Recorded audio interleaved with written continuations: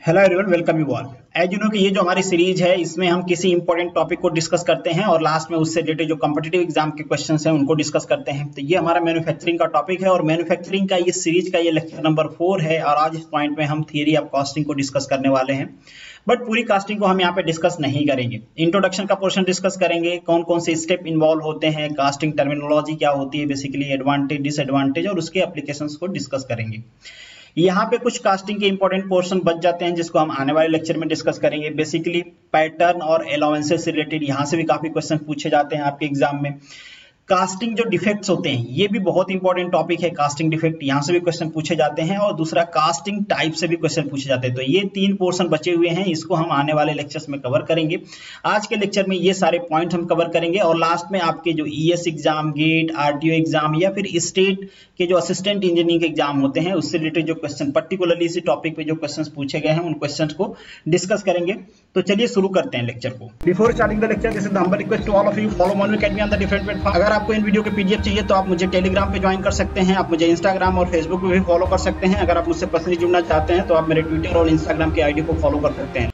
तो सबसे पहले अगर हम मैन्युफैक्चरिंग की बात करें तो मैन्युफैक्चरिंग, अगर हमको कोई प्रोडक्ट बनाना है तो हम क्या करते हैं, मैन्युफैक्चरिंग प्रोसेस वहां पे अप्लाई करते हैं और प्रोडक्ट को बनाते हैं। तो यहाँ पे बेसिकली अगर ब्रॉडली हम बात करें तो 2 मैन्युफैक्चरिंग प्रोसेस होते हैं। एक होती है प्रोसेसिंग ऑपरेशन, मतलब हम सम ऑपरेशन परफॉर्म करें और उसके बाद उन ऑपरेशन से हमको क्या मिलता है, फाइनल या फिनिश प्रोडक्ट मिलता है। उसके बाद जो दूसरा प्रोसेस होता है दैट इज असेंबली। ऐसा भी हो सकता है कि हमारे पास कुछ प्रोडक्ट हो और हम उनको असेंबल करके एक नया प्रोडक्ट बना दें। जैसे सिंपल एग्जांपल्स लें तो आपकी बाइक है, आपकी कार है।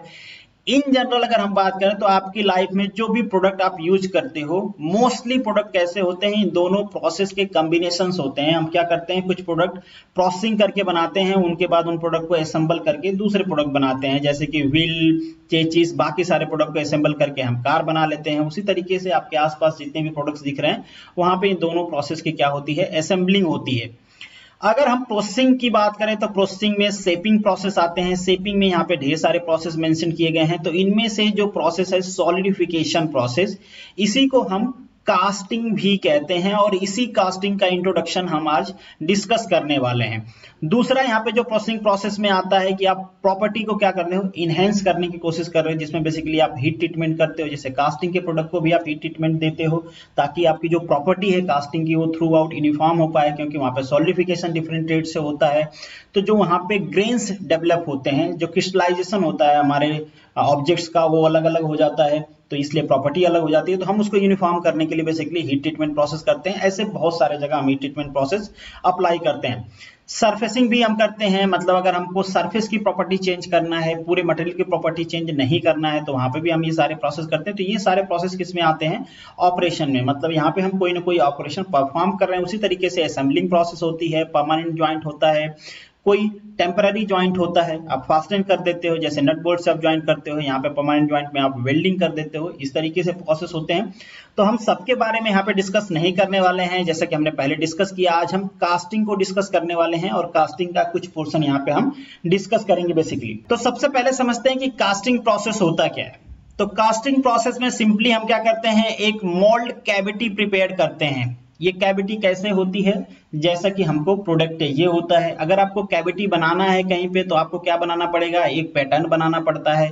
वो पैटर्न वहां पे कैविटी क्रिएट करता है। कैविटी चूंकि खाली है इसलिए हम उसमें क्या करते हैं, मोल्टन मेटल को अलाउ कर देते हैं। मोल्टन मेटल इसमें आता है, कैविटी फिल हो जाती है मोल्टन मेटल से।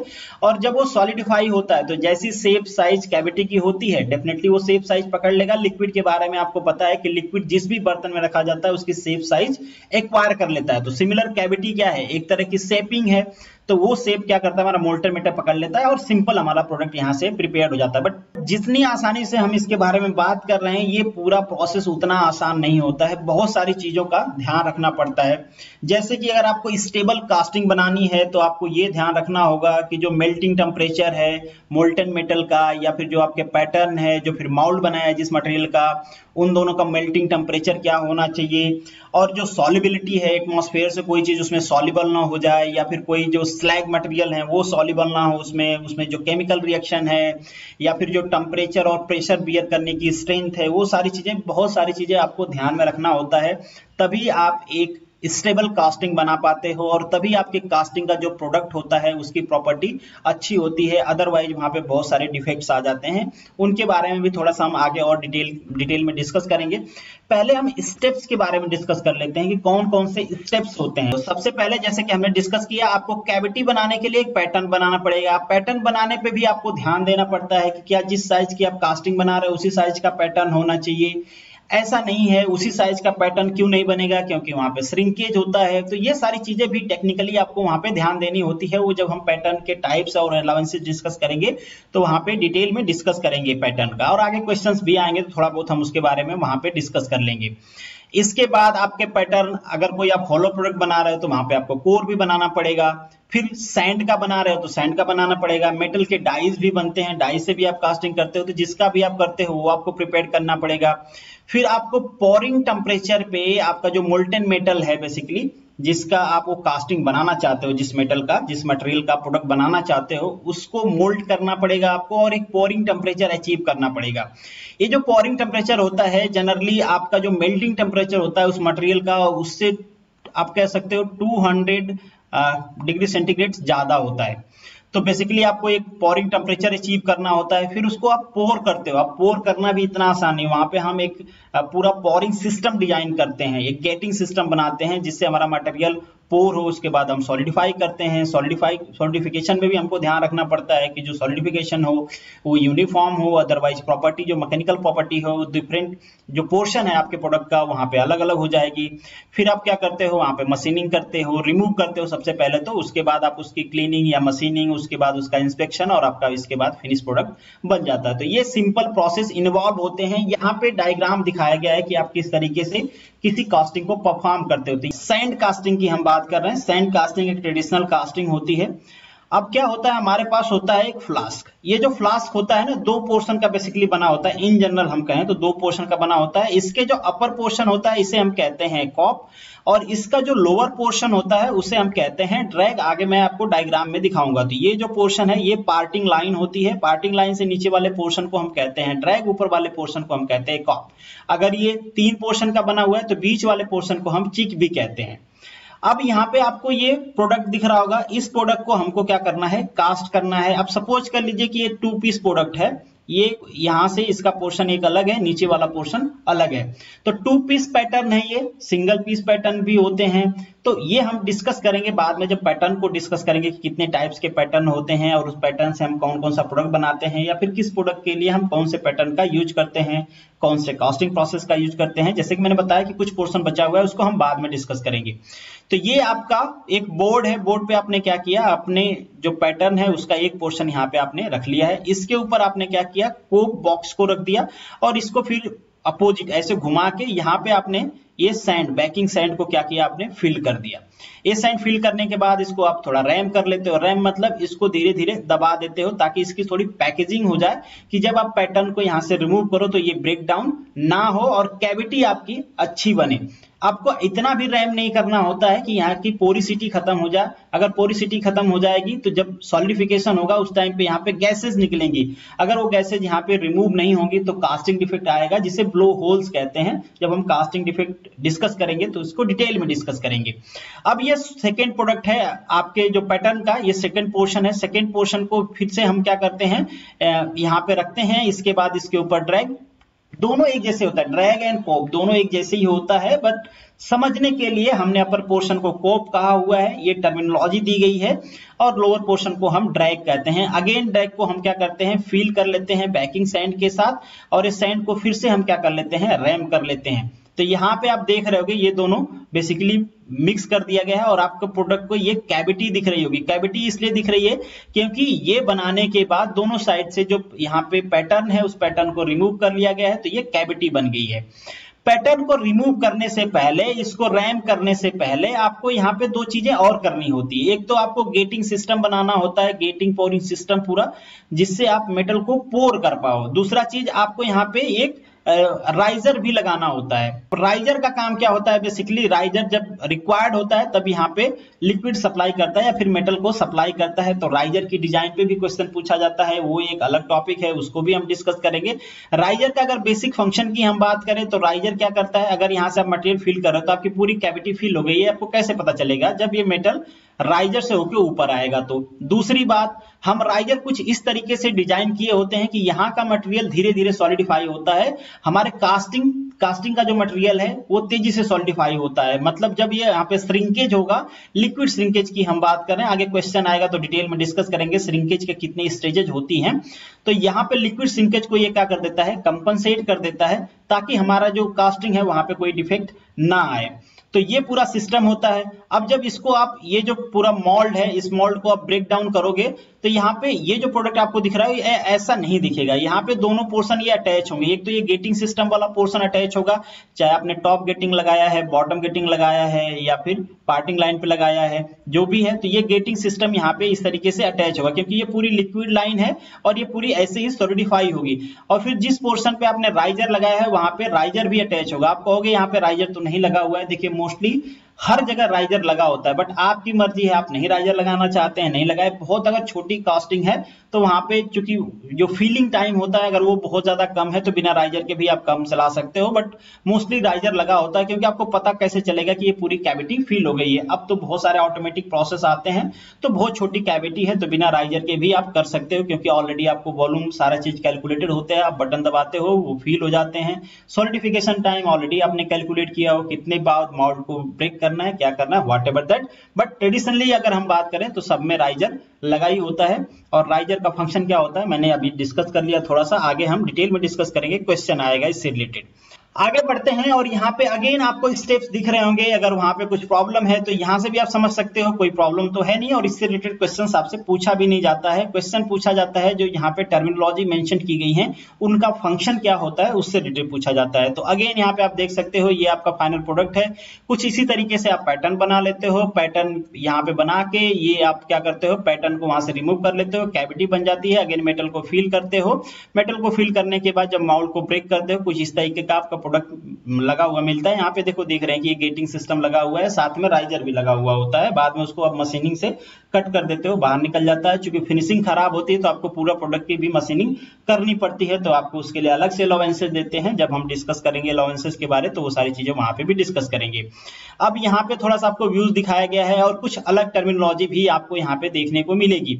ये सिंपली आपको, जैसे कि मैंने कहा कि आपको पोरिंग के लिए एक बेसिन बनाना पड़ता है, तो आप इस तरीके से बनाते हो। अब ऐसा क्यों बनाते हैं हम, देखिए क्या होता है कि अगर आप डायरेक्टली इसमें पोर करोगे तो यहाँ पे ये सारे सैंड ही हैं, ठीक है। सैंड क्या है, सैंड इरोड हो जाएंगे और आपके मेटल में मिक्स हो जाएंगे, क्योंकि टर्बुलेंस होगा। तो हम चाहते हैं कि यहाँ पे टर्बुलेंस ना हो, तो टर्बुलेंस ना हो इसलिए हम क्या करते हैं, यहाँ पे एक रिजर्वायर टाइप का बनाते हैं। ये रिजर्वायर क्या करता है, ये कांस्टेंट रेट, फ्लो रेट को मेंटेन करता है।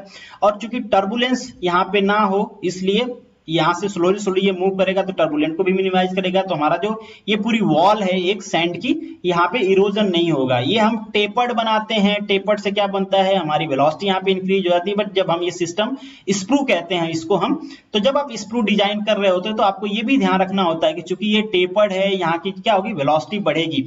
जब वेलोसिटी बढ़ेगी P by rho g divided by मतलब V square by 2G plus z equal to c. ये बर्नौली इक्वेशंस आपने पढ़े होंगे। अब चूंकि वेलोसिटी यहाँ पे बढ़ रही है, वेलोसिटी क्यों बढ़ेगी आपको पता है, एरिया अगर घटेगी, क्यू डिस्चार्ज तो सेम है, तो अगर एरिया घटती है तो वेलोसिटी बढ़ेगी। अगर वेलोसिटी बढ़ती है मतलब प्रेशर घटेगा, क्योंकि टोटल क्वांटिटी क्या होगी, सी कांस्टेंट होनी चाहिए, क्योंकि ये तो चेंज हो नहीं सकता, हेड तो चेंज नहीं हो सकता, इसलिए प्रेशर क्या होगा, डिक्रीज होगा। तो यहाँ पे ये भी चांसेज होता है कि यहाँ पे अगर नीचे प्रेशर डिक्रीज होता है तो जो एयर है आउटसाइड, और चूंकि ये माउल्ड ही है, माउल्ड में पोरोसिटी है, जैसे कि हमने पहले भी डिस्कस किया, पोरोसिटी होनी चाहिए क्योंकि सॉलिडिफिकेशन टाइम पे गैसेज निकलना होता है। तो आप देख रहे हो यहाँ पे वेंड इसे कहते हैं, हम वेंड वायर का यूज करके बेसिकली इसको थोड़ा सा और हम यहाँ पे स्पेस बना लेते हैं। चूंकि हमने इसको रैम किया है तो हो सकता है पोरोसिटी मिनिमाइज हो गई हो, कम हो गई हो, तो हम क्या करते हैं, रिस्क नहीं लेते हैं और यहाँ पे थोड़ा थोड़ा होल कर लेते हैं। चूंकि एयर यहाँ पे आ सकती है, एयर आ सकती है, तो चूंकि प्रेशर डिफरेंस है तो एयर क्या होगी, इसमें आ जाएगी। इसे हम कहते हैं एस्पिरेशन, इसे इफेक्ट। तो यहाँ पे ऑक्सीडेशन भी हो सकता है, अगर हमारे कास्टिंग प्रोडक्ट का ऑक्सीडेशन हो गया तो वो ब्लैक हो सकती है। एयर ट्रैपिंग भी हो सकती है, एयर इंक्लूजन भी हो सकता है, रिएक्शन भी हो सकता है अगर एटमॉस्फेयर से गैसेज आ रही हैं। तो इन सारे प्रॉब्लम को मिनिमाइज करने के लिए हम ये ट्राई करते हैं कि यहाँ का प्रेशर भी एटमॉस्फेरिक प्रेशर तक मेंटेन रहे, ताकि जो एयर है बाहर से रश ना करे इनसाइड। तो ये सारी चीजें आपको ध्यान देनी होती है। अभी तो हम डिस्कस कर रहे हैं सिंपली, तो आप देख लो, बट बहुत सारी टेक्नोलॉजी यहाँ पे इन्वॉल्व होती है, बहुत सारी चीजें होती हैं जो आपको ध्यान देनी होती है जब आप ये डिजाइन करते हो। इसके बाद यहाँ पे थोड़ा सा आपको स्पेस इस तरीके से मिलता है। कभी कभी क्या होता है, यहाँ पे जिस मेटल की आप कास्टिंग करते हो उसका वरियर भी लगा देते हैं, ताकि ये डायरेक्टली इरोड, मतलब इरोजन को हम बचा पाए और स्प्लैश ना हो, इसलिए यहाँ पे भी हम करते हैं कि यहाँ पे थोड़ा सा स्पेस होता है ताकि हमारा मटेरियल यहाँ पे इकट्ठा हो जाए, और इससे जो स्लैग मटेरियल होते हैं या जो इम्प्योरिटी होती है वो भी इकट्ठा हो जाती है। तो ये सारी चीजें एडवांटेज होते हैं। इसके बाद यहाँ पे आपको ये जो पोर्शन दिख रहा है इसे हम कहते हैं रनर। रनर के बाद यहाँ हम बनाते हैं गेट। गेट के बाद ये सीधे हमारे जो भी कैविटी होती है उसमें इंटर कर जाता है मटेरियल, और फिर सॉलिडिफिकेशन का हम उसको टाइम देते हैं और फाइनली हमारा प्रोडक्ट बन जाता है। इसके पहले यहाँ पे मैंने आपको बता दिया है कोप क्या होता है। अपर वाले बॉक्स को हम कोप कहते हैं, डाउनवर्ड जो बॉक्स होता है उसे हम ड्रैग कहते हैं। आगे इनका डायग्राम भी है तो मैं आपको डायग्राम भी दिखा दूंगा। यहाँ पे राइजर भी है, जैसे कि मैंने आपको बताया कि बेसिकली राइजर का फंक्शन होता क्या है। तो राइजर, अब चलो मैं थोड़ा सा यहाँ पे एक्सप्लेन ही कर देता हूँ राइजर के बारे में। बहुत इंपॉर्टेंट है, राइजर से रिलेटेड क्वेश्चन पूछा जाता है, इसके डिजाइन से रिलेटेड भी क्वेश्चन पूछा जाता है। अब ये एक्सिस को हम ले लेते हैं टेम्परेचर वाली एक्सिस। अब पोरिंग टेम्परेचर क्या है, ये आपका मेल्टिंग पॉइंट है, तो मेल्टिंग पॉइंट से ऊपर क्या होगा, पोरिंग टेम्परेचर होगा 200, जैसे कि हमने कहा था। तो ऑन एन एवरेज 200 रखते हैं, कम ज्यादा हो सकता है, व्हाट एवर दैट, डिपेंड करता है कौन से मटेरियल को आप कास्टिंग में ले जा रहे हो, कौन सा मटेरियल पोर कर रहे हैं, सब चीजों पे डिपेंड करता है। तो सपोज करिए कुछ यहाँ पे है, इसे हम कह देते हैं पोरिंग टेम्परेचर। पोरिंग टेम्परेचर अब क्या होगा, यहाँ पे सेंसिबल कूलिंग होती है, कास्टिंग की बात कर रहे हैं हम, सेंसिबल कूलिंग होती है, तथा टेम्परेचर घटेगा डायरेक्टली। तो यहाँ पे टेम्परेचर घटना शुरू होता है, कहां तक घटेगा, जहां तक ट्रांसफॉर्मेशन, फेज ट्रांसफॉर्मेशन न चालू हो जाए, या इसे हम कहते हैं फ्रीजिंग पॉइंट भी। ठीक है, ये फ्रीजिंग न स्टार्ट हो जाए, या इसे कहते हैं फेज ट्रांसफॉर्मेशन।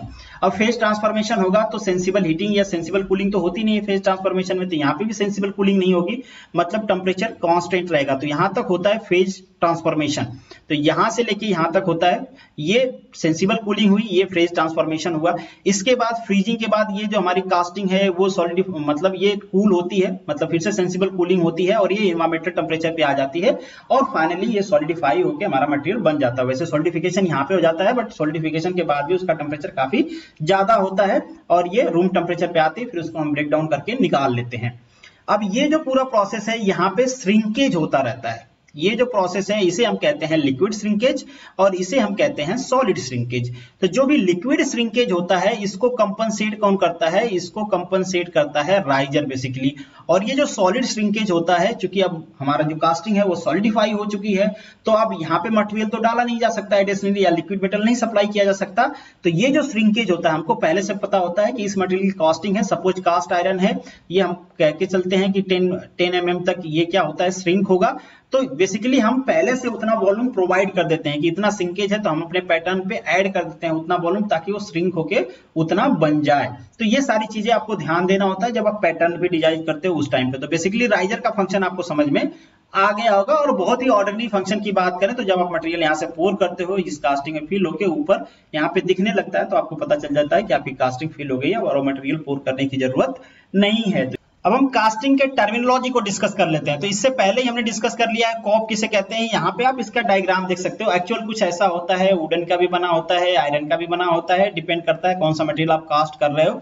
और नीचे आपको ड्रैग बॉक्स दिख रहा होगा, दोनों सेम होते हैं, बस ये चारों तरफ से आपको वॉल दिख रही है ना, इसी को हम कहते हैं कोप, ऊपर वाले को, नीचे वाले को कहते हैं ड्रैग। और दोनों को मिला देते हैं तो बन जाता है फ्लास्क। अगर फ्लास्क जो बना है आपका 2 से ज्यादा पोर्शन का बना है तो बीच वाले पोर्शन को हम कहते हैं चिक। और इन दोनों को जहां पे हम ऐड करते हैं, दोनों जहां मिलेंगे, बीच वाले जहां पे मिल रहे हैं उस वाली लाइन को, जो इन दोनों को अलग करती है, सेपरेट करती है, उसे हम कहते हैं parting line. Backing sand basically अब हमने बना लिया, पैटर्न रख लिया, तो इसमें फिल तो करना पड़ेगा कुछ, ठीक है। तो फिल करते हैं क्योंकि कैविटी बनानी होती है आपको, तो वहां पे हम क्या करते हैं, सैंड को फिल करते हैं। फिल करने से पहले पैटर्न के ऊपर क्या देखा होगा आपने कि लोग पाउडर टाइप का कुछ छिड़कते हैं, तो जो छिड़कते हैं उसे हम कहते हैं facing sand. Facing sand basically क्या करता है कि जो आपकी कास्टिंग है उसकी सरफेस फिनिश को अच्छा कर देता है। और बोर्ड तो मैंने आपको स्टार्टिंग में ही दिखाया था, बॉटम बोर्ड बेसिकली ये वुडन का बना होता है जिसपे आप पैटर्न रखते हो, उसके ऊपर से कोप या ड्राइव को रख के आप मटेरियल को क्या करते हो, फिल कर देते हो। नेक्स्ट जो पॉइंट है आपका फेसिंग सैंड। फेसिंग सैंड के बारे में ऑलरेडी हमने डिस्कस कर लिया। दिस इज द कार्बोनिस मटेरियल होता है जो आपको सरफेस फिनिश इंप्रूव करने में, कास्टिंग की सरफेस फिनिश इंप्रूव करने में हेल्प करता है। और हमको पता है कि बहुत अच्छी सरफेस फिनिश हमको नहीं मिलती है कास्टिंग में, इसीलिए हमको मशीनिंग करने की जरूरत पड़ती है। तो ये क्या होता है कि थोड़ा सा इंप्रूव हो जाता है, तो जो हमारा वेस्ट मटेरियल है वो ज्यादा नहीं होगा। अगर बहुत ज्यादा आपको सरफेस फिनिशिंग बहुत अच्छी नहीं है, बहुत ज्यादा मशीनिंग करनी पड़ती है, तो आपको क्या करना पड़ेगा, ज्यादा मटेरियल आपका वेस्ट होगा, वहां पे जो कट होके निकलेगा। मोल्डिंग सैंड, ये बहुत इंपॉर्टेंट चीज होता है। मेन चीज यही होता है कि आप मोल्ड को कैसे बना रहे हो।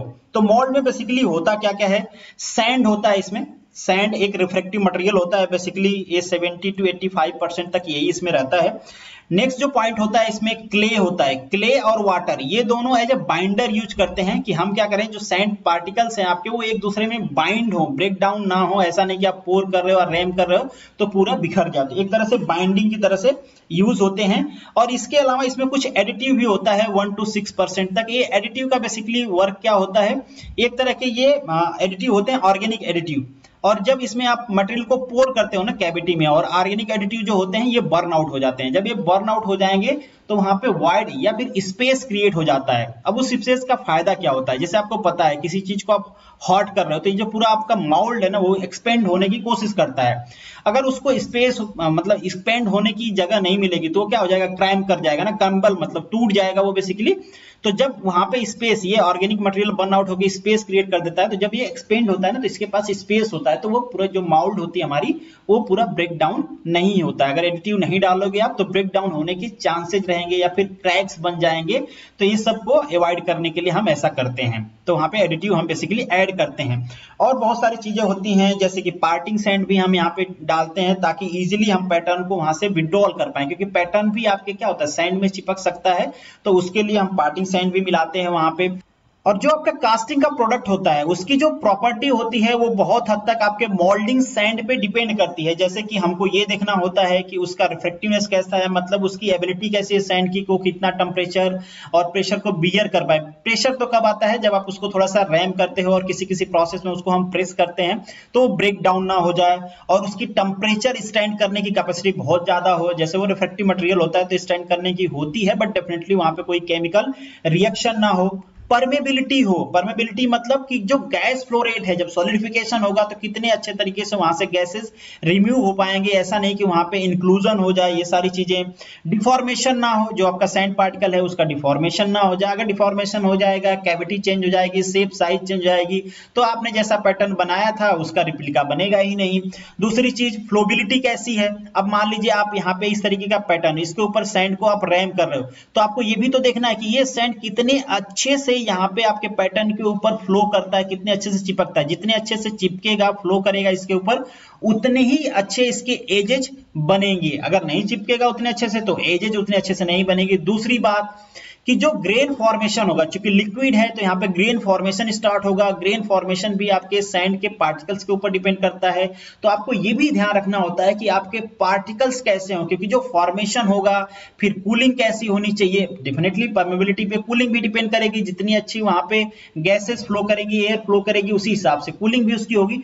तो बहुत हद तक आपके कास्टिंग के जो प्रोडक्ट की प्रॉपर्टी होती है वो जो मोल्डिंग सैंड होता है उसके ऊपर डिपेंड करती है। तो जितना अच्छे से आपने मोल्डिंग सैंड को बनाया है उतनी ही अच्छी आपकी कास्टिंग बनेगी और उतना ही अच्छा वो प्रोडक्ट की प्रॉपर्टी भी होगी।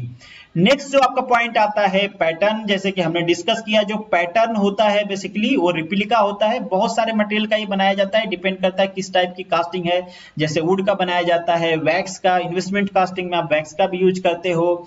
बहुत सारे और मटेरियल जैसे आयरन का भी आप यूज कर लेते हो, दूसरे मटेरियल का भी यूज करते हो। तो बहुत सारे मटेरियल का बनाया जाता है, डिपेंड करता है कि कहाँ पे आपको यूज करना है। और बेसिकली ये कैविटी क्रिएट करने के लिए बनाया जाता है। आपने cavity once you created the cavity, उसके बाद क्या करते हो आप उसको मोल्टेन मेटल को फिल कर देते हो और you will get the product.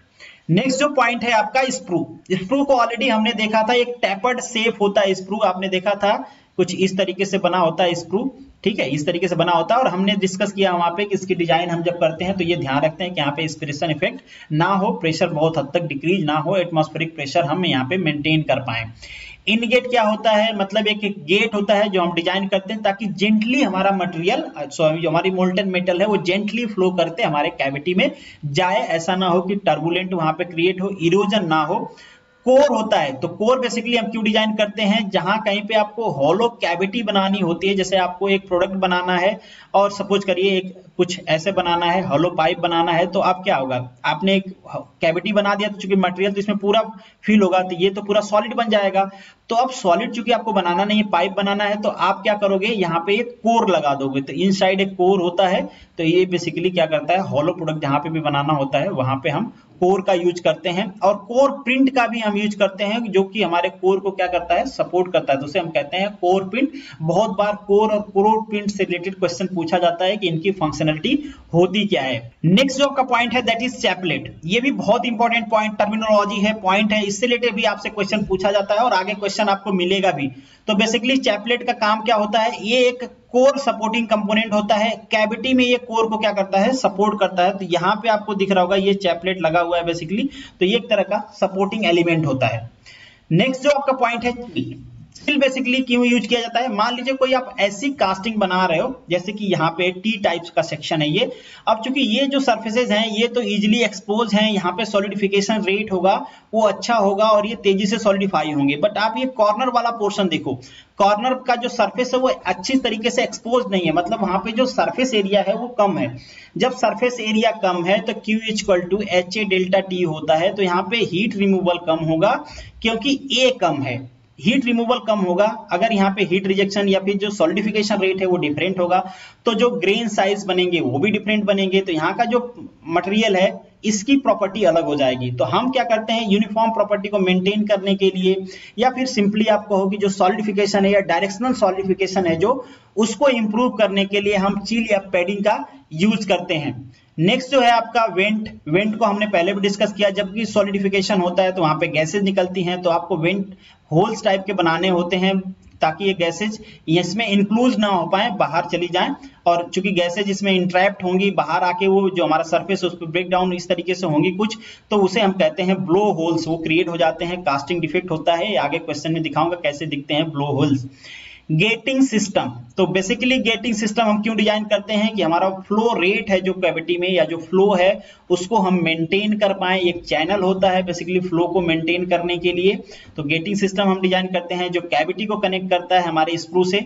Next जो आपका पॉइंट है दैट इज पोरिंग टेम्परेचर, तो पोरिंग टेम्परेचर जैसे कि हम डिस्कस कर रहे थे, ये बेसिकली आपके मेल्टिंग टेम्परेचर से 200 डिग्री तक ज्यादा होता है ताकि आपका मटेरियल इजीली, जितना आप टेम्परेचर बढ़ाते हो, देखो क्या होता है कि आपको फ्लूइडिटी भी देखना होता है। अगर टेम्परेचर बहुत ज्यादा कम है, आपको ये ध्यान देना है कि ऐसा ना हो कि आपकी कैविटी फिल ना हो, उससे पहले ही मटेरियल आपका सॉलिडिफाई हो गया, स्क्रू में सॉलिडिफिकेशन स्टार्ट हो गया, या फिर आपके रनर में हो गया, या गेटिंग सिस्टम में हो गया, या फिर आपके कास्टिंग में तो गया बट पूरी कास्टिंग फिल होने से पहले भी सॉलिडिफाई हो गया। तो ये सारी चीजें आपको ध्यान रखनी होती है। तो एक तरह से हम ये भी कहें कि जो टोटल सॉलिडिफिकेशन टाइम होता है, ये आगे हम फाइंड आउट करेंगे नेक्स्ट आने वाले लेक्चर्स में, टोटल सॉलिडिफिकेशन टाइम होता है ये हमको, और जो हमारी बेसिकली जो हमारी कैविटी होती है उसके जो फिलिंग टाइम होता है, तो जो हमारी फिलिंग टाइम होगी ना ये हमेशा कम होनी चाहिए टोटल सॉलिडिफिकेशन टाइम से। अगर ऐसा नहीं होगा तो आपका जो सॉलिडिफिकेशन टाइम है वो पहले सॉलिडिफाई हो जाएगा, और फिलिंग टाइम, आपका फिलिंग टाइम ज्यादा है तो फिल ही नहीं हो रहा है, उससे पहले सॉलिडिफाई हो जा रहा है, तो ये क्या करेंगे, कास्टिंग डिफेक्ट्स क्रिएट करेंगे। तो ये सारी चीजें ध्यान में आपको रखनी होती है। पोरिंग वेसिंग, जैसे कि हमने पहले ही कहा कि ये स्प्लैश और टर्बुलेंट को मिनिमाइज करते हैं, ये कांस्टेंट फ्लो रेट मेंटेन करते हैं, और ताकि हमारा टर्बुलेंस मिनिमाइज हो जाता है, जिसके वजह से जो वॉल होती है स्क्रू की या फिर हमारे रनर सिस्टम की, गेटिंग सिस्टम की, टर्बुलेंस जितना ज्यादा कम रहेगा उतना ही इरोजन कम होगा, या फिर ना होगा, इरोजन नहीं होगा तो कास्टिंग डिफेक्ट्स क्रिएट नहीं होंगे। रनर बेसिकली क्या होता है, आपका जो स्क्रू सिस्टम है उसको गेटिंग सिस्टम से कनेक्ट करता है, और आपके स्क्रू से, रनर से होते हुए आपका जो मोल्टन मेटल है आपके कैविटी में जाता है। नेक्स्ट जो पॉइंट है राइजर, बहुत इंपॉर्टेंट पॉइंट है। राइजर का फंक्शनलिटी क्या होती है ऑलरेडी हमने डिस्कस कर लिया है। एक चीज और आपको ध्यान देना होता है कि राइजर की जो डिजाइन होती है वो ऐसी होनी चाहिए, क्योंकि देखो सिमिलर मेटल है, यहाँ पे दोनों मेटल सिमिलर हैं, अगर एक्सपोज दोनों का, क्यू की अगर हम बात करें, हीट ट्रांसफर जो रेट है HA डेल्टा टी अगर हम इसकी बात करें तो टेम्परेचर अराउंड सेम रहेगा। एच अगर अराउंड सेम है तो हमको ये ध्यान देना होता है कि जो सरफेस एरिया है राइजर की वो कम हो एज कंपेरिजन टू कैविटी, ताकि यहाँ पे सरफेस एरिया कम होगा, हीट रिजेक्शन कम होगा। जब हीट रिजेक्शन कम होगा तो सॉलिडिफाई होने में जो राइजर का मटेरियल है उसको ज्यादा टाइम लगेगा। जब ज्यादा टाइम लगेगा यहाँ पे मोल्टन मेटल या लिक्विड मेटल ज्यादा देर तक रहेगा, तभी तो जब श्रिंकेज होगा, लिक्विड श्रिंकेज होगा या फिर फेज ट्रांसफॉर्मेशन में जो श्रिंकेज होगा उस टाइम पे जो श्रिंकेज होगा उसको कंपनसेट कर पाएगा। आप सोच के देखो कि ये आपकी मोल्टन कैविटी है, यहाँ पे आपका राइजर लगा हुआ है, यहाँ से मटेरियल आया, राइजर में गया, और राइजर का मटेरियल अगर पहले सॉलिडिफाई हो जाए, अगर आपने सरफेस एरिया बहुत ज्यादा दिया है और यहाँ पे श्रिंकेज स्टार्ट होता है, सपोज करिए जब आपका श्रिंकेज होता है तो यहाँ पे तो सॉलिडिफाई हो चुका है, तो मटेरियल कहाँ सप्लाई करेगा, तो कास्टिंग डिफेक्ट क्रिएट होगा। तो जब आप राइजर डिजाइन करते हो तो उसके सरफेस पे ध्यान देना होता है कि कितना एरिया कितना एक्सपोज करना है, और जब हम राइजर को डिस्कस करेंगे तो उससे रिलेटेड क्वेश्चन को भी डिस्कस करेंगे और सरफेस एरिया कैसे डिजाइन करते हैं उसके बारे में भी डिस्कस करेंगे। जो पॉइंट है आपकी फ्लूइडिटी, तो फ्लूइडिटी बहुत ज्यादा इंपॉर्टेंट होती है और फ्लूइडिटी को आप कुछ इस तरीके से टेस्ट भी कर पाते हो कि ये कितना फ्लूएबल है, और आपका जो विस्कोसिटी होती है ये इनवर्सली प्रोपोर्शनल होती है आपके फ्लूइडिटी के। जितना ज्यादा विस्कस होगा फ्लूइड उतना ही कम उसकी फ्लूइडिटी होगी, जल्दी जम जाएगा वो, और जितना ही कम विस्कस होगा उतना ही ज्यादा उसकी फ्लूइडिटी होगी। और विस्कोसिटी को आप कैसे चेंज कर सकते हो, बाय चेंजिंग द टेम्परेचर। तो इसीलिए आपके टेम्परेचर हम जो मेल्टिंग पॉइंट होता है उससे 200 डिग्री तक ज्यादा रखते हैं कि फ्लूइडिटी ज्यादा हो।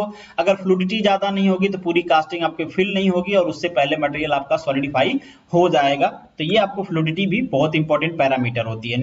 नेक्स्ट जो आपका पॉइंट है दैट इज पोरिंग रेट, ये भी काफी इंपॉर्टेंट होता है कि किस रेट से आप मटेरियल को पोर कर रहे होते हैं। जैसे कि हमने इससे पहले भी डिस्कस किया कि आपकी कोई ये कास्टिंग है, आप पहले ही फाइंड आउट कर लेते हो टोटल सॉलिडिफिकेशन टाइम, कितने टाइम में आपका मटेरियल सॉलिडिफाई हो जाएगा। तो आपको ये ध्यान देना होता है कि जो आपकी पोरिंग टाइम है, ये जो पोरिंग टाइम है, पोरिंग टाइम आपके सॉलिडिफिकेशन टाइम से कम होनी चाहिए, ताकि मटेरियल आपका सॉलिडिफाई ना हो, उससे पहले आपका ये पूरा फिल हो जाए। उस टाइम पे आपको ये भी ध्यान देना होता है कि उतने टाइम में कितना फ्लो रेट मेंटेन करना है, उस फ्लो रेट से जाएगा तभी तो पूरी कास्टिंग फिल होगी। दूसरी बात, अगर फ्लो रेट बहुत ज्यादा है, अगर इन टाइम में डिफरेंस बहुत ज्यादा है और आपको इन टाइम को मेंटेन करने के लिए फ्लो रेट बढ़ाना पड़ता है, तो आपके मोल्ड का इरोजन भी हो सकता है, वहां पे टर्बुलेंस आ सकता है जिसकी वजह से इरोजन होगा और जो आपके मोल्ड जिस मटेरियल का बना है वो इसमें इंक्लूड कर जाएगा और कास्टिंग डिफेक्ट क्रिएट करेगा। तो आप सोच के देखो कि कितना ध्यान देना पड़ता है, सारी चीजें वेल कैलकुलेटेड होती हैं। तो ये सारी चीजें प्लान के साथ कि आपका फ्लो रेट क्या होना चाहिए, आपके पोरिंग टाइम कितना होना चाहिए, कितना फ्लो रेट होना चाहिए, कितना एरिया होना चाहिए, गेटिंग सिस्टम की एरिया कितना होनी चाहिए, आपके स्प्रू की एरिया कितना होनी चाहिए, ये सारी चीजें आपको वेल डिजाइंड होती हैं। नेक्स्ट जो आपका पॉइंट है, ये सिंपल पॉइंट्स हैं, ऑलरेडी हमने डिस्कस कर लिए हैं कौन कौन से स्टेप इन्वॉल्व होते हैं। तो इसको हमने स्टार्टिंग में डिस्कस कर लिया। आपको एक पैटर्न बनाना होता है, आपके पास ऑलरेडी सैंड होता है, सैंड से आप क्या करते हो, वहां पे क्रिएट कर लेते हो, एक कैविटी बना लेते हो। कोर मेकिंग की जरूरत है तो आप कोर बना लेते हो। फिर मेल्टिंग पॉइंट पे आप अपने मोल्टन मेटल को, जो भी मेल्टिंग पॉइंट है उसे 200 डिग्री ज्यादा तक गर्म करते हो, फिर उसको पोर करते हो। पोर करने के बाद उसको सॉलिडिफाई करने देते हो, सॉलिडिफाई होता है फिर उसको ब्रेक डाउन कर लेते हो, वहां से निकालते हो, फिर उसका क्लीनिंग फिनिशिंग कर लेते हो, फिर टेस्टिंग मतलब इंस्पेक्शन तो होगा।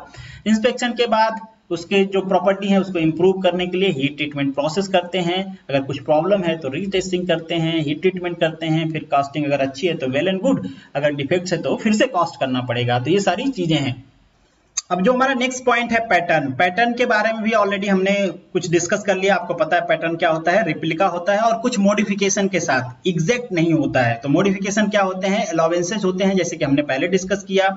उसमें अगर कोर का प्रोविजन है तो कोर, अगर कोई चीज ऐसा है उसमें एडिशनली ऐड है उसको एलिमिनेट करना है तो उसको भी एलिमिनेट करते हो। अब पैटर्न के अलाउंसेस की रिक्वायरमेंट क्यों होती है, क्योंकि हमको पता है जितने भी मटेरियल होते हैं वो सारे श्रिंक होते हैं। यहाँ पे एक चीज मेंशन किया गया है, एक्सेप्ट देन द बिस्मथ, इसको छोड़ के बाकी सारे मटेरियल अराउंड क्या होते हैं, श्रिंक होते हैं। जब वो सॉलिडिफाई होते हैं तो श्रिंक होंगे, तो वहां पे कितने टाइप के श्रिंकेज होते हैं।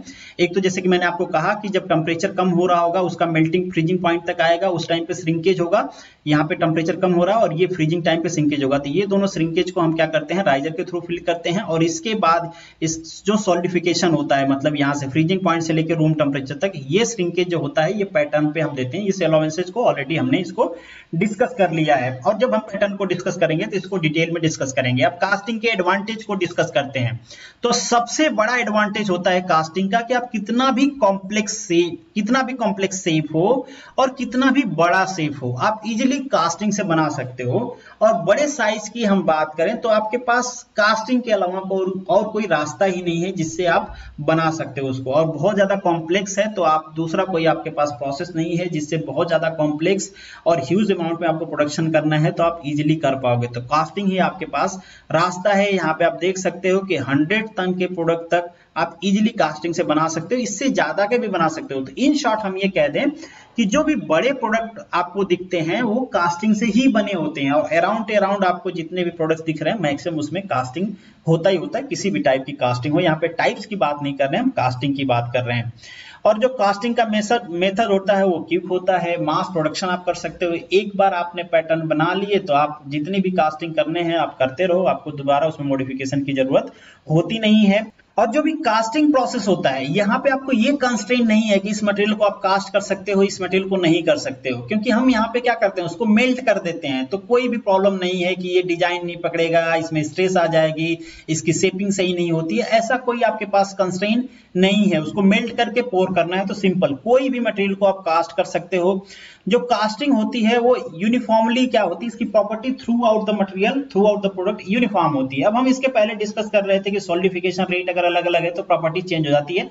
तो डेफिनेटली प्रॉपर्टी में चेंजेस होते हैं बट वो माइनर चेंजेस होते हैं एज कंपैरिजन तो दूसरे मैन्युफैक्चरिंग प्रोसेस। तो इसलिए ये भी इसका एक एडवांटेज है।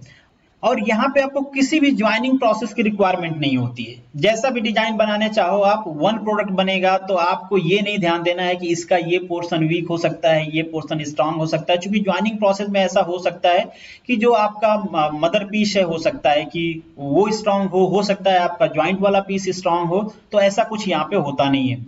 यहाँ पे कोई इंटरनल स्ट्रेसेस नहीं होती हैं क्योंकि ये सॉलिडिफाई होता है इजीली और वहां पे आपने वेंट लगा रखे हैं, किसी तरीके से कंप्रेशन नहीं होता है इसका।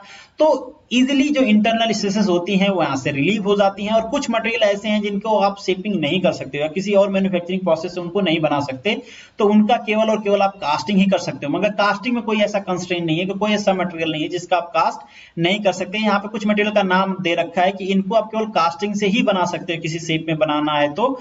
और यहाँ पे थिकनेस आप कुछ भी रखना चाहो, एक ही प्रोडक्ट में आप अलग अलग थिकनेस रखना चाहते हो तो वो भी बना सकते हो आप इजीली। और ये प्रोसेस क्या होता है, इकोनॉमिकल प्रोसेस होता है, मतलब सस्ता पड़ता है आपको।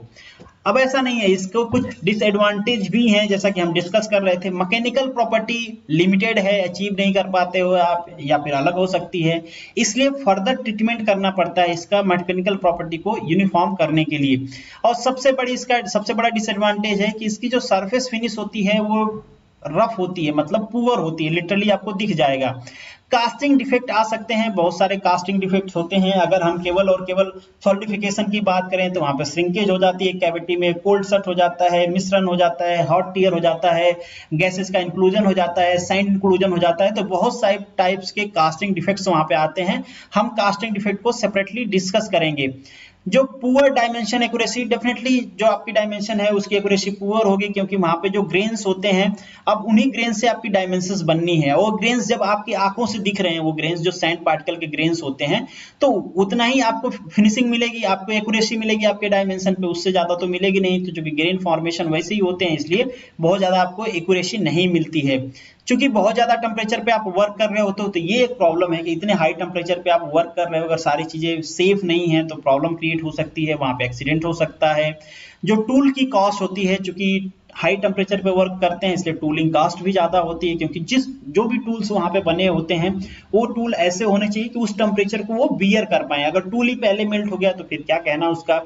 और नेक्स्ट जो पॉइंट है आपका कि यहाँ पे जो माउल्ट आप बनाते हो, जैसे कि हमने कहा कि एक माउल्ट से बहुत सारे प्रोडक्ट बना सकते हो, तो ये केवल जो डाई कास्टिंग होती है उनमें ही चलता है। जो बड़े प्रोडक्ट्स होते हैं उनमें आपको हर बार जो माउल्ट होता है वो बनाना पड़ता है, क्योंकि माउल्ट आपका एक ही माउल्ट बार बार काम नहीं करता। तो ये भी आप कह सकते हो कि एक तरह का लिमिटेशन है, बहुत बड़ी डिसएडवांटेज तो नहीं है, एक लिमिटेशन है उसकी।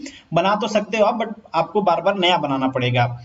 और चूंकि हायर मोल्टन मेटल टेम्परेचर होता है तो उनकी लाइफ भी शॉर्टर होती है। जो मॉल्ट होते हैं अगर आप बार बार यूज भी कर रहे हो तो वहां पे कोई ना कोई प्रॉब्लम आ ही जाएगा टेम्परेचर ज्यादा होने के वजह से। अब यहाँ पे एप्लीकेशन डिस्कस कर लेते हैं। तो एप्लीकेशन में यहाँ पे बहुत सारी चीजें मेंशन है, तो एप्लीकेशन बहुत ज्यादा डिस्कस करने की जरूरत नहीं है। कोई भी ऐसा प्रोडक्ट नहीं है जिसको बनाया नहीं जा सकता बाय द कास्टिंग।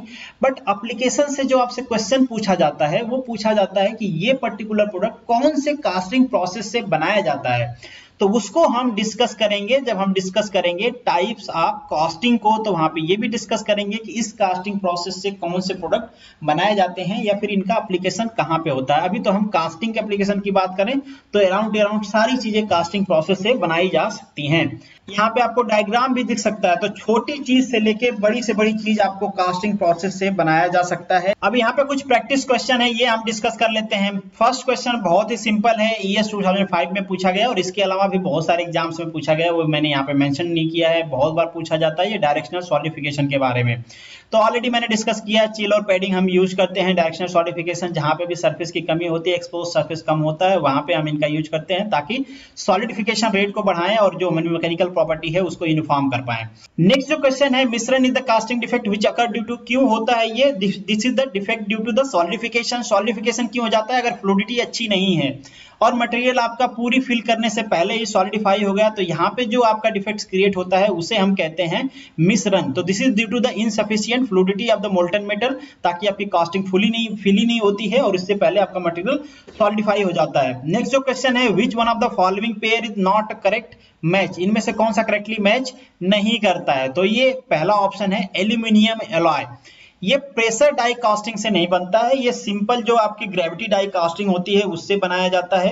कास्टिंग या फिर फोर्जिंग से भी बनाया जाता है, बट मोस्टली ये कास्टिंग से बनाया जाता है। बट यहाँ पे जो कास्टिंग प्रोसेस यूज किया जाता है that is gravity die casting, जिसको सिंपली हम इससे पहले डिस्कस कर रहे थे। ग्रेविटी डाई कास्टिंग मतलब वहां पे जो फ्लो होता है वो थ्रू ग्रेविटी होता है। जो ज्वेलरी होती है ये सारे सिमिलरली मैच कर रहे हैं। ऐसे ही जो भी कॉम्प्लिकेटेड प्रोडक्ट होते हैं, जो भी आपको ज्यादा प्रोडक्ट प्रोड्यूस करना होता है और बहुत ज्यादा कॉम्प्लिकेटेड शेप होती है, वहां पे बेसिकली आप वैक्स प्रोसेस का यूज करते हो। लॉस वैक्स यहाँ पे क्या करते हो आप, जब इसे मटेरियल पोर करोगे ये वैक्स क्या हो जाएगा, मेल्ट हो जाएगा और नीचे चला जाएगा और जो भी शेपिंग होगी उसको ये अचीव कर लेंगे। जो पाइप्स होती हैं वो सेंट्रीफ्यूगल कास्टिंग से बनाए जाते हैं, लार्ज बेल वो लूम मोल्डिंग से बनाए जाते हैं। हम ये सारी चीजें डिस्कस करेंगे डिटेल में जब हम टाइप ऑफ कास्टिंग को डिस्कस करेंगे। बट यहाँ पे मैंने कुछ क्वेश्चन डाल दिए हैं ये कि इन जनरल आपको ये पता चल जाए कि कहाँ से क्वेश्चन पूछे जाते हैं। नेक्स्ट जो क्वेश्चन है आपका, which one of the following refractive material is recommended for the steel furnace containing CaO as a slag. तो बेसिकली जो भी स्टील मटेरियल होते हैं, जो स्टील फर्नेस होती हैं, वहां पे सिलिका को एज हम रिफ्रैक्टिव मटेरियल यूज करते हैं, क्योंकि इसकी जो थर्मल रेजिस्टेंस होती है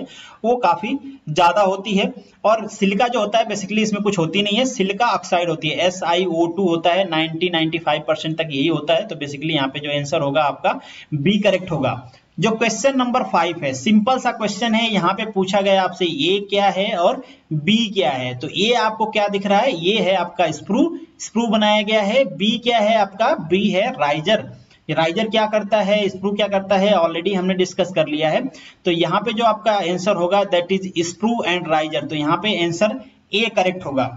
नेक्स्ट जो क्वेश्चन है, in solidification of the metal during the casting compensation for the solid contraction. अगर सॉलिड कॉन्ट्रैक्शन है तो कंपनसेशन कहां पे दिया जाएगा, पैटर्न पे। पैटर्न को ओवर साइज बनाया जाएगा ताकि वो कंपनसेट हो, जब श्रिंक हो तो अपने ओरिजिनल साइज को अचीव कर ले।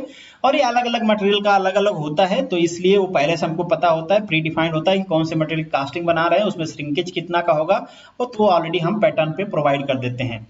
नेक्स्ट जो क्वेश्चन है, स्क्रैप इज द, अगेन ये कास्टिंग डिफेक्ट से रिलेटेड क्वेश्चन है, बट कास्टिंग डिफेक्ट हम डिस्कस करेंगे तो वहां पे भी डिस्कस करेंगे, बट इन जनरल मैंने यहाँ पे डाल दिया है। तो यहाँ पे जो आपका आंसर होगा वो ए होगा, सैंड कास्टिंग डिफेक्ट है। ये बेसिकली होता क्या है, सरफेस प्रॉपर्टी से रिलेटेड है। जो सैंड है उसमें इम्बेड हो जाता है आपके कास्टिंग में और एक सरफेस डिफेक्ट प्रोड्यूस करता है, तो इसे हम कहते हैं स्क्रैप।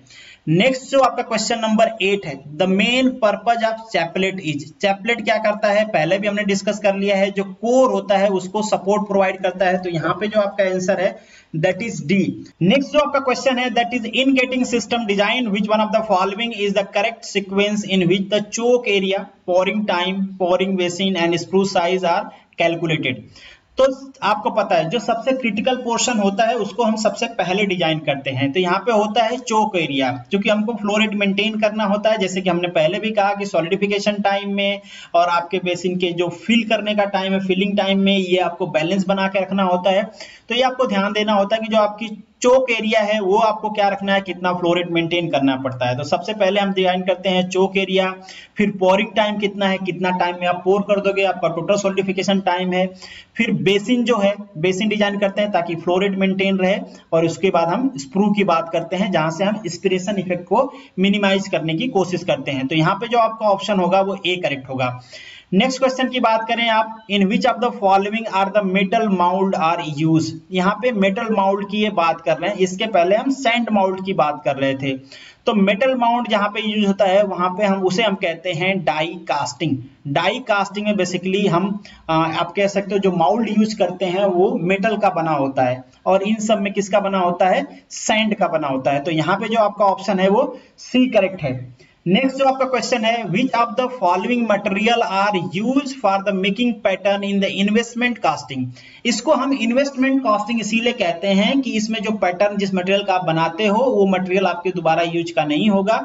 मतलब इन शॉर्ट हम उसे कह देते हैं कि एक तरह का इन्वेस्टमेंट है, खराब हो जाएगा एक बार यूज करने में। तो बेसिकली वो बना होता है वैक्स का, रबर का और प्लास्टिक का। तो यहाँ पे जो आपका ऑप्शन होगा 1, 2 एंड 4, तो option C is correct, 1, 2 and 4। Next जो क्वेश्चन है that is bottom gating system is some time preferred. Bottom gating system क्यों प्रीफर्ड किया जाता है, क्योंकि यहाँ पे स्प्लैश और टर्बुलेंस को हम मिनिमाइज कर पाते हैं, जो कि टॉप गेटिंग में होता है। आप सोच के देखो कि ऊपर से डायरेक्टली ऐसे गेटिंग सिस्टम है और यहाँ पे क्या होता है, आपकी कैविटी है और डायरेक्टली आप मटेरियल यहाँ पे छोड़ते हो तो क्या होगा, स्प्लैशिंग होगी, टर्बुलेंस होगा, इरोजन हो जाएगा मटेरियल का। तो ये सारे को मिनिमाइज करने के लिए हम बॉटम गेटिंग सिस्टम का यूज करते हैं। तो यहाँ पे जो आपका ऑप्शन होगा डी होगा। बहुत सारे गेटिंग सिस्टम पे बहुत सारी चीजें डिपेंड करती हैं, आपके ऑक्सीडेशन प्रॉब्लम वहां पे हो जाए, कोल्ड सेट हो जाए, माउल्ड इरोजन हो जाए, श्रिंकेज हो जाए, पोरोसिटी, ये सारी चीजें डिपेंड करती हैं कि आप किस तरीके से अपने गेटिंग सिस्टम को डिजाइन किए। तो बहुत इंपॉर्टेंट होता है गेटिंग सिस्टम आपके कास्टिंग के लिए, इससे पहले भी हमने डिस्कस किया है। नेक्स्ट जो आपका क्वेश्चन है, in a casting process a vertical channel through which the molten metal flow downward from the pouring basin, क्या होता है, उसे क्या कहते हैं, हम स्प्रू कहते हैं यार। सिंपल कुछ इस तरीके से स्ट्रक्चर होता है, यहाँ पे बेसिन है और ये स्प्रू है, तो सी सही है।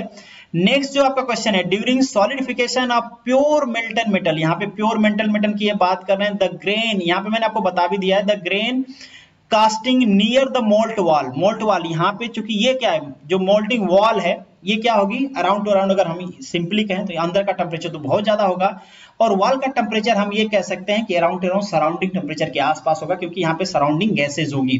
तो तेजी से क्या होगा, यहाँ पे तेजी से यहाँ पे हीट रिजेक्शन होगा, सॉलिडिफिकेशन यहाँ पे बहुत तेजी से स्टार्ट होगा। तो जो यहाँ पे ग्रेन फॉर्मेशन होंगे वो स्मॉल होंगे, तो यहाँ पे क्या बनेगा, फाइन ग्रेन बनेगा। तो क्या बनेगा, फाइन ग्रेन बनेगा। अब आगे बात करते हैं कि यहाँ पे जो ओरिएंटेशन होगा वो ऑर्डर्ड वे में होगा कि इन ऑर्डर वे में होगा, रैंडम होगा। डेफिनेटली रैंडम होगा, ऑर्डर वे तो होगा नहीं, क्योंकि ऑर्डर वे होने के लिए हमने यहाँ पे कुछ प्रोवाइड किया नहीं है। तो ग्रेन फॉर्मेशन चूंकि तेजी से यहाँ पे क्या हो रहा है, हीट ट्रांसफर होगा, यहाँ पे जो सॉलिडिफिकेशन हो रहा है बहुत तेजी से होगा, तो रैंडम ग्रेन फॉर्मेशन होगा। तो यहाँ पे जो आपका ऑप्शन होगा वो बी होगा। अगर यहीं पे आपको इन साइड के लिए पूछता, तो इन साइड के लिए जो आपका ग्रेन फॉर्मेशन होगा वो कैसा होगा, कोर्स होगा, ठीक है। तो इन साइड के लिए ग्रेन फॉर्मेशन कोर्स होगा, और जो वॉल पे ग्रेन फॉर्मेशन होगा वो फाइन होगा। नेक्स्ट क्वेश्चन की हम बात करें, the extra material added to the certain part of the casting to enable their machining. Machining को इनेबल करने के लिए अगर एक्स्ट्रा आप ऐड करते हो तो उसे हम क्या कहते हैं, मशीनिंग अलाउंसेस कहते हैं। हमको पहले से पता है कि मशीनिंग करनी पड़ेगी, क्योंकि सरफेस कास्टिंग का अच्छा नहीं होता है, तो सरफेसिंग अच्छी पाने के लिए को मशीनिंग करनी पड़ती है। तो आप क्या करते हो, पैटर्न पे एडिशनल दे देते हो। अब यहाँ पे एक क्वेश्चन मैंने पोस्ट किया था, वहां पे बहुत सारे लोगों को कंफ्यूजन था कि मशीनिंग अलाउंसेस हमेशा पॉजिटिव होते हैं। देखिए ऐसा नहीं है। सपोज करिए आपको क्या करना है, एक पाइप बनानी है। अब ये पाइप को भी इनसाइड से तो क्या करना पड़ेगा, आपको इनसाइड से आपको इसकी मशीनिंग तो करनी पड़ेगी, क्योंकि यहाँ के सरफेस अच्छे नहीं है। अगर आप करना चाहते हो तो वैसे भी छोड़ दो, अगर वाटर फ्लो करना है तो लॉसेस ज्यादा होगा, अगर फिनिशिंग अच्छी नहीं रहेगी तो ये सारी चीजें हैं। तो आपको अंदर से अगर मशीनिंग करनी है तो मशीनिंग करोगे तो क्या होगा, ये होल या फिर जो इसका डायमीटर वो बढ़ जाएगा, क्योंकि मशीनिंग करोगे तो मटेरियल रिमूव करोगे। तो आपको क्या करना होगा, पहले से थोड़ा सा इसको ये बनाना होगा कि इसकी जो साइज है थोड़ी छोटी हो। तो हमको मान लीजिए होल यहाँ पे 25 का क्रिएट करना हो तो हम यहाँ पे जो डायमीटर देंगे वो 23 देंगे। तो 23 देने के बाद अगर इसकी मशीनिंग करते हैं तो ये 25 हो जाएगा। मतलब यहाँ पे आपने नेगेटिव साइज दिया है, मतलब साइज कम दिया है, इसलिए हम इसे नेगेटिव भी कह सकते हैं। अगर हम आउटर की बात करें, अगर इनर सरफेस की बात नहीं करें, तो आउटर सरफेस में जो मशीनिंग अलाउंसेस होते हैं वो पॉजिटिव होते हैं। इनर सरफेस के लिए मशीनिंग अलाउंसेस क्या होते हैं? नेगेटिव होते हैं, क्योंकि आपको साइज से छोटा बनाना होता है, मशीनिंग करने के बाद वो साइज बढ़ जाती है। नेक्स्ट जो आपका क्वेश्चन है, cylinder block of the internal combustion engine are made by. कोई चांसेस ही नहीं है कास्टिंग के अलावा। मैंने बोला बड़े जो सिस्टम्स होते हैं, बड़े जो प्रोडक्ट होते हैं जिनका वेट ज्यादा होता है, उनको कास्टिंग के अलावा आप किसी भी प्रोसेस से बना नहीं सकते। जो कॉम्प्लिकेटेड प्रोडक्ट है उनको कास्टिंग के अलावा आप किसी चीज से बना नहीं सकते। नेक्स्ट जो आपका क्वेश्चन है, that is core print are use. Core print क्यों यूज किया जाता है? That is for the hold and support to the core. Core को होल्ड और सपोर्ट करने के लिए यूज किया जाता है। पहले भी मैंने डिस्कस किया कि कहीं पे आप कोर, जब आपकी हॉलो कैविटी है तो वहां पे आप कोर लगाते हो, कोर को सपोर्ट करने के लिए आप क्या करते हो? कोर प्रिंट का यूज करते हो। नेक्स्ट जो आपका क्वेश्चन है, which force is acting on the core when the metal is poured into the cavity। कौन सा फोर्स एक्ट होता है? देखिए आप ध्यान देना, यहाँ पे दो मटेरियल हैं। एक तो आपकी माउल्ड कैविटी है, माउल्ड कैविटी या माउल्ड का जो मटेरियल है सैंड का बनाया हुआ है आपने, उसकी डेंसिटी कुछ और है। दूसरा जो मटेरियल आप पोर कर रहे हो उसकी डेंसिटी कुछ और है। और जब कभी भी डेंसिटी डिफरेंस होता है तो डेंसिटी डिफरेंस की वजह से कौन सा फोर्स आता है? बॉलेंसी फोर्स आता है। तो यहाँ पे जो आपका ऑप्शन होगा वो सी करेक्ट होगा। आपको कंफ्यूज नहीं होना है। जो मटेरियल हमारा फ्लो करता है वहां पे ग्रेविटी फोर्स की वजह से फ्लो करता है, बट यहाँ पे पूछ रहा है force is acting on the core where the metal is poured. Core में कौन सा? तो कोर में देखो वहां पे क्या होगा? बेसिकली डेंसिटी डिफरेंस होगा, तो एक बॉलेंसी फोर्स एक्ट करेगा, क्योंकि आपके मटेरियल का फ्लो हो चुका है। फ्लो होके वो जहां पे कैविटी बनाया गया है वहां पे जा चुका है, अब वहां पे पहुंच गया है, वहां पे ग्रेविटी फोर्स का कोई सेंस बनता नहीं है, तो वहां पे कौन सा फोर्स लगेगा? बॉलेंसी फोर्स लगेगा। नेक्स्ट जो आपका क्वेश्चन है, quality screw thread are produced by. जो क्वालिटी स्क्रू थ्रेड होते हैं, यहाँ पे आपको कंफ्यूज नहीं होना, ये सारे प्रोसेस से आप क्वालिटी थ्रेड, आप थ्रेड बना सकते हो। बट हम पहले से जानते हैं कि जो कास्टिंग होती है, कास्टिंग के थ्रू जो सर्फेसिंग होती है उतना अच्छे नहीं होती है। तो यहाँ पे जो थ्रेड बनेगा उसकी सर्फेसिंग उतनी अच्छी नहीं रहेगी, मतलब उसका तीत उतना अच्छा नहीं रहेगा। तो यहाँ पे बेस्ट क्वालिटी के जो थ्रेड बनाए जाते हैं वो बनाए जाते हैं थ्रेड चेसिंग से। यहाँ पे multi point cutting tool use किया जाता है और इससे थ्रेड बनाए जाते हैं। ये सारे प्रोसेस से भी थ्रेड बनाए जाते हैं, बट क्वालिटी थ्रेड बेसिकली याद कर लेना आप किससे बनाए जाते हैं? थ्रेड चेसिंग से। नेक्स्ट जो क्वेश्चन है आपका, the cavity made in the suitable refractive material on which can withstand the high temperature into the molten metal can be poured is known as. क्या कहेंगे? उसे मोल्ड कहेंगे? नहीं, उसे कैविटी कहते हैं। कैविटी या फिर यहाँ पे जो आपको ऑप्शंस दिए गए हैं उसे हम कोर कहेंगे according to this option. Next जो आपका क्वेश्चन है, the ability of the casting material to fill the mould cavity is described by. किस एबिलिटी, कौन सी एबिलिटी होती है कि आपका जो मोल्ड मेटल है आपके कैविटी में फिल होगा, उसकी फ्लूइडिटी जितना ज्यादा होगी तो फ्लूइडिटी बताती है कि आपका मटेरियल कितने अच्छी तरीके से फिल होगा। तो यहाँ पे जो आपका ऑप्शन होगा वो सी करेक्ट होगा। नेक्स्ट जो क्वेश्चन है, Which pattern material transform into the gaseous state। कौन सा होता है भाई? यहाँ पे होता है पॉलीस्टरीन। वो मटेरियल देखे ना आपने, एक तरह का जब आप कोई सामान लाते हो तो ऊपर से थ्रेड को बेसिकली सस्टेन करने के लिए, प्रेशर को सस्टेन करने के लिए, जैसे आप फ्रिज खरीद के लाओ, एसी खरीद के लाओ, कूलर खरीद के लाओ, तो बगल में लगा होता है ना, इसे हम कहते हैं पॉलीस्टरीन। ये आपको दिख रहा हो, ये क्या होता है? जब ये कास्टिंग के लिए इससे पैटर्न बनाया जाता है तो इसमें जब आप पोर करते हो मटेरियल को, इतना टेम्परेचर उसका ज्यादा होता है कि ये बेचारे बर्न आउट हो जाते हैं, इवापोरेट हो जाते हैं। तो यहाँ पे जो आपका ऑप्शन होगा वो डी करेक्ट होगा।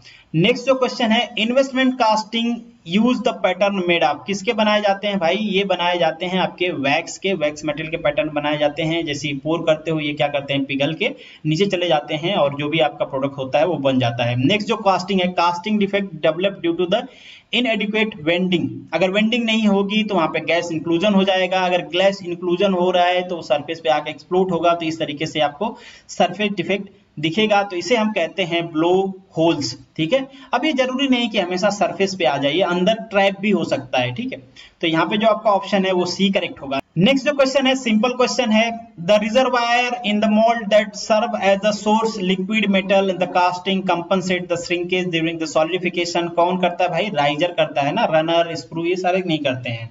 राइजर करता है, जब सॉलिडिफिकेशन होता है तो एक्स्ट्रा मटेरियल सप्लाई करता है राइजर। नेक्स्ट जो क्वेश्चन है, a taper provided on the pattern, pattern पे प्रोवाइड होता है, पैटर्न को जो हम डिस्कस करेंगे तो डिटेल में डिस्कस करेंगे। यहाँ पे अलाउंसेस के एक क्वेश्चन मैंने ऐड कर दिए हैं, इसे कहते हैं हम ड्राफ्ट अलाउंसेस। तो यहाँ पे जो क्वेश्चन, यहाँ पे जो आपका आंसर होगा दैट इज ए करेक्ट होगा। नेक्स्ट जो क्वेश्चन है, upper part of the casting is called, casting का अपर पार्ट क्या कहलाता है, जिसे पोरिंग वेसिन कहते हैं या फिर आप पोरिंग कप भी कह सकते हो उसको, जहां पे मटेरियल कलेक्ट होता है ताकि जो फ्लो रेट हो यूनिफॉर्मली मेंटेन हो, टर्बुलेंस ना हो, इरोजन ना हो। नेक्स्ट जो क्वेश्चन है, the surface to be machined is marked on the pattern, basically यहाँ पे एग्जैक्ट वर्क प्रोडक्ट होना चाहिए, जो कास्टिंग प्रोडक्ट होता है उसको हम डिफरेंट मार्क्स से बेसिकली कोड या डिकोड करते हैं, और बेसिकली जो कलर कोडिंग होती है इससे हमें पता चलता है कि इस पोर्शन की हमने मशीनिंग किया है या नहीं किया है। तो जो अनमशीन्ड होता है उसे हम ब्लैक कलर से दिखाते हैं, जो मशीन्ड होता है उसे हम रेड कलर से दिखाते हैं। तो यहाँ पे जो ऑप्शन होगा आपका ए होगा।